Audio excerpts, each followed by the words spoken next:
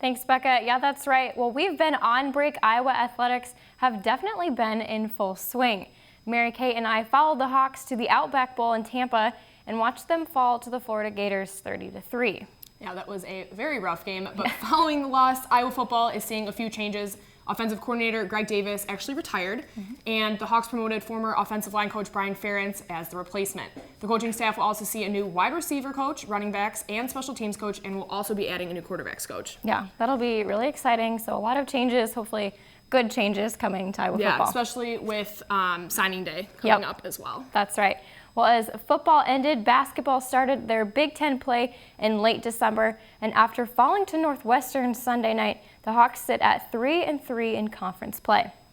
Northwestern scored the first 8 points and had a 19-9 lead 7 minutes in, and after a run from the Hawks, they made it 25-22. But the Wildcats responded with 14 unanswered points, and by halftime led 44-32. After the half, the starters were pulled, and a spark from the bench was made. The score made the score 56-47. But with the Hawks scoring only 7 points during the last 13 minutes of play, the Wildcats took control and won 89-54. Now, several factors contributed to the huge loss the Hawks took.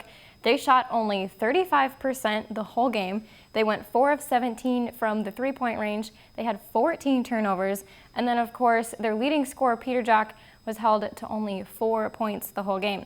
But there was a bright spot for this Iowa team, and that was seeing freshman Ryan Kreiner emerge. That's right. Kreiner had a career high of 14 points and made 6 out of 7 field goals in 22 minutes. Although Iowa just couldn't seem to get their offense started against Northwestern, freshman Ryan Kreiner stepped up, being one of the Hawkeyes' leading scorers with 14 points, covering for some of the main scorers that just couldn't seem to find the basket. I just kind of embraced my role coming off the bench, giving a spark when needed, and if I have an open shot, I'm going to knock it down. One of the main scorers that Kreiner covered for was captain and leader Peter Jock, who had an off night against Wildcats with only scoring 4 points when he usually averages about 20 points a game. Obviously, when anyone has an off night and it affects the team, it's not just Pete. It's obviously not Pete's fault. It's a team thing. We should have played a lot better defense as a unit, and you can't expect Pete to shoulder the scoring load every night. So it's not his fault. I mean, everyone's allowed to have an off night, and we just got to be better defensively. It was very disappointing in case of where we didn't follow the game plan, and we didn't do what Coach wanted to do. And they're a great team, and we can't let them start hot. They started off hot, and it was hard to beat them. So, like I said earlier, we just got to get back in film. We got another big game on Thursday, Maryland, which is another great team. So we can't think about this too much. I mean, we're going to let it sink in for the night, but then we got to get back to film and watch that. So. Now, Ryan and the team do have a few days to regroup here from this loss, as they have to get ready for Maryland on Thursday at 6 p.m. in Iowa City. Reporting from Welsh Ryan Arena, this has been Mary Kate Harrian for Daily Iowan TV Sports. As I just mentioned, tomorrow we will have more on how the team is bouncing back from this loss and preparing to take on number 25 Maryland on Thursday. That's right. Well, now the women's gymnastics team clinched their first Big Ten win of the season Friday night against Michigan State. That's right. The ladies came out with 15 top 5 event finishes and 5 champion titles. In the all-around, freshman Charlotte Sullivan took gold, claiming her first all-around win of her collegiate career. Senior Molly Drenth followed in third. Drenth and sophomore Rose Pierkowski tied for first in vault, and junior Melissa Zarowoski followed in third. Zarowoski also tied for second in uneven bars.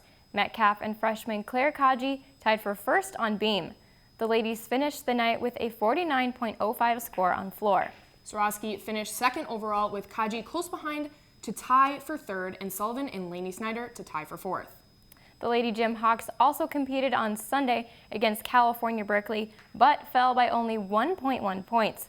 The girls had 3 first-place titles, with Sullivan winning the all-around for the second consecutive meet, senior Angel Metcalf taking first in the uneven bars, and Kaji tying for first overall.